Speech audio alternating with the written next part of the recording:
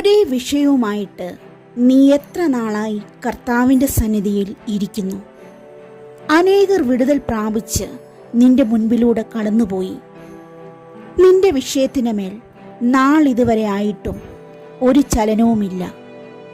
എന്നാൽ ദൈവ പൈതലെ, നീ മടുക്കുകയോ ലജ്ജിക്കുകയോ ചെയ്യരുത്.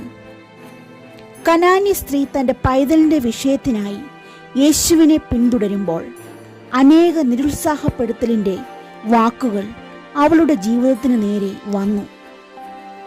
അതൊന്നും അവളെ തളർത്തിയില്ല. അസാധ്യമെന്ന് പറഞ്ഞ കർത്താവിൻ്റെ അതേ വായിൽ നിന്ന് തന്നെ സാധ്യമെന്ന ഒരു മറുപടി പ്രാപിച്ച് അവൾ കടന്നുപോയി. അങ്ങനെയെങ്കിൽ നിന്റെ മുമ്പിലെ സാഹചര്യം എത്ര പ്രതികൂലവുമാകട്ടെ, പിന്തിരിയാതെ കർത്താവിനെ പിന്തുടരുക. നിശ്ചയമായും